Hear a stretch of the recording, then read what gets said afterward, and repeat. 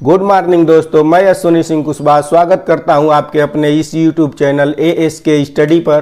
पिछली कक्षा में हम लोग पढ़ रहे थे क्लास 10 का साइंस का पहला चैप्टर रासायनिक अभिक्रिया एवं समीकरण। रासायनिक अभिक्रिया एवं समीकरण के पहले 5 वीडियो मेरे चैनल पे आ चुके हैं। ये लास्ट वीडियो है और इसके बाद ये चैप्टर खत्म हो जाएगा।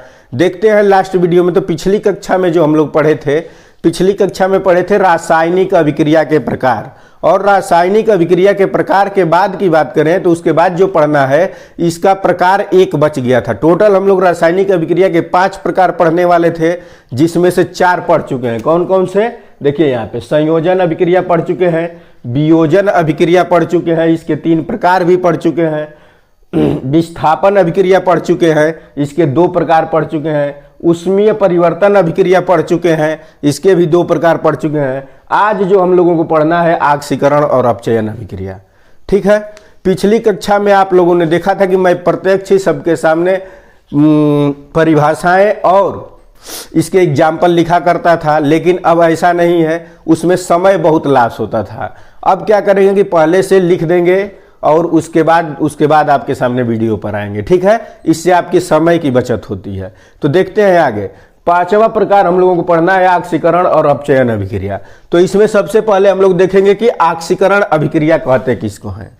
ठीक है, तो आक्सीकरण अभिक्रिया वो अभिक्रियाएं होती हैं देखिए जिसमें जिस पदार्थ में ऑक्सीजन जुड़ता है, मतलब ऑक्सीजन की संख्या किसी पदार्थ में अगर बढ़ रही है, इसका मतलब यह है कि उसका ऑक्सीकरण हो रहा है।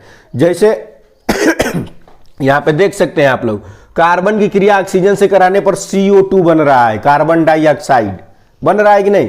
इस पक्ष में देखें अभिकारक में तो कार्बन की संख्या कितनी है, 1 है, इसके पास कोई भी और अन्य तत्व नहीं है। लेकिन दूसरे साइड उत्पाद में देखें तो ऑक्सीजन इसके पास 2 आ गया है, यानी ऑक्सीजन के कार्बन के साथ वृद्धि हो रही है, बढ़ रहा है या इससे जुड़ रहा है। ठीक है, तो यहां पे क्या हो गया, अपचयन हो गया। इसके दूसरे डिफिनीशन की बात किया जाए तो दूसरा डिफिनीशन है किसी पदार्थ से H2 का बाहर निकलता है। ठीक है, किसी पदार्थ से अगर हाइड्रोजन बाहर निकलता है तो इसका मतलब है कि वहां पे क्या हो रहा है, ऑक्सीकरण हो रहा है, दोनों ही केस में। तो देखिए आगे क्या है, आगे है देखिए यहाँ पे सोडियम की अभिक्रिया कराई जा रही है HCl से कराई जा रही है। तो यहाँ पे देखिए, यहाँ पे सोडियम के पास एक भी हाइड्रोजन नहीं है, लेकिन यहाँ पे देखिए NaCl और यहाँ पे देखिए Cl, इससे Cl जुड़ा, सोडियम से क्या जुड़ गया, Cl। अब हाइड्रोजन अकेला बच गया, यानी यहां पे देखिए, यहां पे HCl से हाइड्रोजन अलग हो रहा है, यानी यहां पे ऑक्सीकरण हो रहा है। और किसका ऑक्सीकरण हो रहा है, वो ऑक्सीकरण हो रहा है Cl का। समझ गए, मतलब ऑक्सीजन हाइड्रोजन क्या है, बाहर निकल रही है Cl से। इतनी क्रिया सबको समझ में आ गई। चलिए आगे देखते हैं। इसके बाद इसका तीसरा डिफिनीशन हमने लिखा है कि किसी पदार्थ से इलेक्ट्रॉन बाहर निकलता है तो उसका ऑक्सीकरण होता है। जैसे एग्जांपल में यहाँ पे देखिए क्या लिखे हैं, सोडियम क्या करता है कि 1 इलेक्ट्रॉन का त्याग कर देता है, यानी सोडियम का क्या हो गया, ऑक्सीकरण हो गया। मतलब किसी पदार्थ में ऑक्सीजन का जुड़ना हो, हाइड्रोजन का बाहर निकालना हो, चाहे इलेक्ट्रॉन का बाहर निकलना हो, ये सभी क्रियाएं ऑक्सीकरण को ही दर्शाती हैं। चलिए आगे देखते हैं दूसरा इसका प्रकार अपचयन में देखिए, अपचयन वह प्रक्रिया है जिसमें क्या क्या घटनाएं होती हैं। पहला, किसी पदार्थ से O2 बाहर निकलता है। ठीक है, देखिए ऑक्सीकरण का ठीक उल्टा है अपचयन, मतलब उसमें क्या हो रहा था, ऑक्सीजन जुड़ रहा था, और इसमें क्या है, ऑक्सीजन बाहर निकल रहा है। देखिए यहां पे देख लेते हैं, जिंक ऑक्साइड की क्रिया कार्बन से कराई जा रही है। ठीक है, तो जिंक से देखिए यहां पे ऑक्सीजन कार्बन के पास चला गया, यानी जिंक का क्या हुआ, यहां पे ऑक्सीकरण हुआ, अपचयन हुआ। जिंक का क्या हुआ, अपचयन, और कार्बन के पास क्या चला गया, मतलब जिंक में ऑक्सीजन की कमी हुई कि नहीं हुई। जब जिंक के पास ऑक्सीजन की कमी हो रही है, पहले 1 था और उत्पाद में देखें तो 1 भी नहीं है, इसका मतलब ये है कि इससे ऑक्सीजन बाहर निकला और जाके कार्बन से जुड़ गया, यानी जिंक का क्या हुआ, अपचयन हुआ। दूसरा केस देखते हैं, किसी पदार्थ में हाइड्रोजन का जुड़ना। देखो इस वाले में क्या था, हाइड्रोजन बाहर निकल रहा था, लेकिन इसमें क्या है, हाइड्रोजन जुड़ रहा है। ठीक है, विपरीत हुआ, उसमें हाइड्रोजन बाहर निकल रहा था ऑक्सीकरण में, अपचयन में क्या है, हाइड्रोजन उससे जुड़ रहा है। ठीक है, तो देखिए यहां पे क्या है, H2 प्लस Cl, Cl के पास एक भी हाइड्रोजन नहीं है, लेकिन यहाँ पे 2HCl बना रहा है।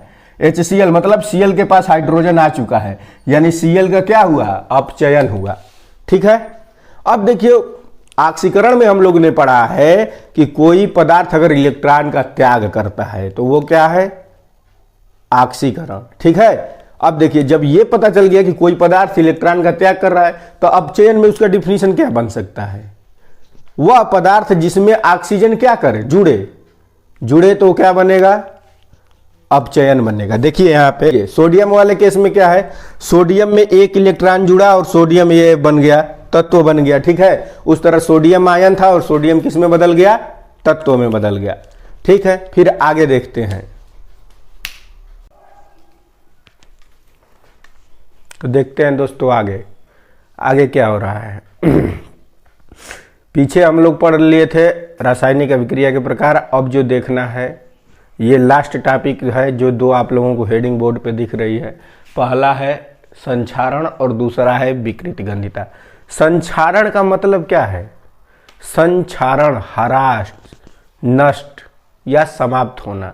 जैसे आप लोग क्या सुने होंगे, जैसे लोहा आप जैसे खरीद के लेके आते हैं, लोहा का कोई सामान खरीद के लेके आए, तो वायुमंडल में रहने से वो क्या करता है, वायुमंडल से क्रिया करके उसमें जंग लगता है और जंग लग के फेरस ऑक्साइड का निर्माण कर लेता है, जिससे धीरे धीरे वो नष्ट होकर समाप्त हो जाता है। इसी क्रिया को हम लोग संक्षारण कहते हैं। संक्षारण का मतलब ये हुआ सीधा सीधा कि नष्ट होना। सबसे पहले इसके डिफिनीशन को देख लेते हैं। देखिए क्या है, वह रासायनिक अभिक्रिया जिसमें धातु, ऑक्सीजन, वायु, नमी या अन्य रसायनों की धीमी क्रिया द्वारा नष्ट हो जाते हैं, संक्षारण कहलाता है। मतलब इसका यह है कि कोई भी पदार्थ जब आप खरीद के लाते हैं और उसे वायु, नमी या किसी ऐसे रसायन के संपर्क में रखते हैं जिससे वो उससे क्रिया करता है और धीरे धीरे अपनी समाप्ति की ओर बढ़ने लगता है, नष्ट होने लगता है। तो देखिए क्या क्या है, लोहे में जंग लगना संक्षारण का एक उदाहरण है।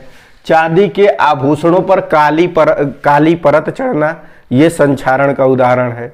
और इसका देखिए लास्ट हेडिंग है इस चैप्टर का, देखते हैं क्या है, विकृत गंधिता। विकृत गंधिता क्या है, देखिए क्या होता है, जब आप खाद्य पदार्थ बनाते हैं और उसको 1 दिन या 2 दिन रख दीजिए तो क्या होता है, उसमें से बदबू आने लगती है, किसी अलग प्रकार का गंध आने लगेगा। जैसे दाल है, गर्मियों के दिनों में जल्दी शाम तक क्या हो जाती है, खट्टी हो जाती है, या वो वैसा खट्टा जैसा दुर्गंध देने लगती है। तो स्वाद में भी परिवर्तन हो जाता है, गंध में भी परिवर्तन हो जाता है और रंग में भी। जैसे पनीर को आप लोग देखिए, ज्यादा देर तक अगर बाहर वायु के संपर्क में रखने तो हल्का हल्का पीला पड़ने लगता है, और पीला होते होते फिर उसके रंग में परिवर्तन हुआ, फिर महकने भी लगता है अजीब टाइप का, गंध में भी परिवर्तन हो जाता है, और खाएंगे तो स्वाद में परिवर्तन आपको ऑटोमेटिक दिखाई देगा। तो देखते हैं क्या है ये विकृत गंधिता। खाद्य पदार्थों में उपस्थित तेल, वसा के मंद ऑक्सीकरण से उनके स्वाद तथा गंध का बदल जाना विकृत गंधिता कहलाती है। ठीक है, मतलब जो खाद्य पदार्थ में वसा और तेलीय पदार्थ होते हैं वो ऑक्सीकृत हो जाते हैं धीरे धीरे, और ऑक्सीकृत होने के बाद उनके स्वाद और रंग में परिवर्तन आ जाता है। ठीक है, तो स्वाद और रंग में परिवर्तन के कारण क्या हो जाता है, विकृत गंधिता उसमें आ जाती है। ठीक है, अब जैसे एग्जाम्पल में देख लीजिए क्या क्या दिया है। पनीर को खुला छोड़ देने पर रंग तथा गंध और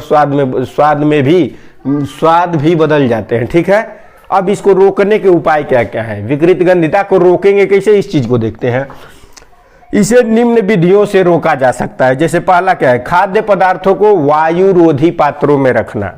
वायुरोधी पात्र मतलब ऐसे बर्तन मार्केट में उपलब्ध हैं जिसे एक बार भोजन को पकाइए, उसको ठंडा करिए और उस पात्र में रख के उसको बंद कर दीजिए, तो उसमें वो ऑक्सीजन और नमी से क्रिया नहीं कर पाएगा, जिससे विकृत गंधिता जल्दी उत्पन्न नहीं होगी। दूसरा जो चीज है इसमें दिया है, देखिए प्रशीतक का प्रयोग, प्रशीतन का प्रयोग। प्रशीतन यानी जिसे आप लोग फ्रीज कहते हैं, फ्रिज में रख देंगे भोजन ठंडा रहता है, ज्यादा देर तक सुरक्षित रहता है। ठंडा करने पर जो बैक्टीरिया जीवाणु होते हैं वो निष्क्रिय हो जाते हैं, क्रियाशील नहीं रहते, जिससे उसका ऑक्सीकरण हो नहीं पाता है, जिससे वो ज्यादा देर तक सुरक्षित रहता है। ठीक है, आगे देखते हैं। तीसरा पॉइंट है नाइट्रोजन गैस का प्रयोग। नाइट्रोजन गैस का प्रयोग, जैसे चिप्स आप लोग खाए होंगे बहुत सारे, आप लोग ये भी आप लोगों का क्लेम रहता है उन लोगों पे कि ये गैस भर के दे देते हैं चिप्स, उसमें बहुत थोड़ा रहता है। तो गैस क्या भरते हैं, उसमें नाइट्रोजन गैस भरी जाती है कि चिप्स जो है वो भी तेल में छना हुआ रहता है, अगर ज्यादा देर तक वायु के संपर्क में रहा तो क्रिया करके ऑक्सीकृत हो जाएगा और स्वाद में बदलाव, तो उसमें नाइट्रोजन गैस भरी जाती है। नाइट्रोजन जो क्रिया करता है किसी गैस से, किसी चीज से क्रिया करता है, तो वो सामान्यतः 2200-2300 डिग्री सेंटीग्रेड पर क्रिया करता है।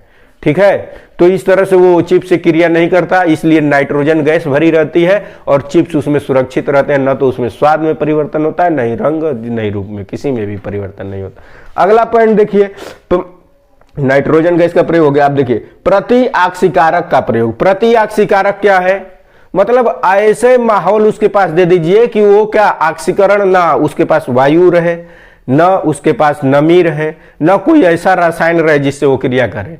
जैसे उसमें किस प्रकार के पदार्थ का प्रयोग होता है, BHA और BHT, ये दो ऐसे पदार्थ हैं जो प्रति ऑक्सीकारक है, मतलब ऑक्सीकरण की क्रिया को रोकते हैं।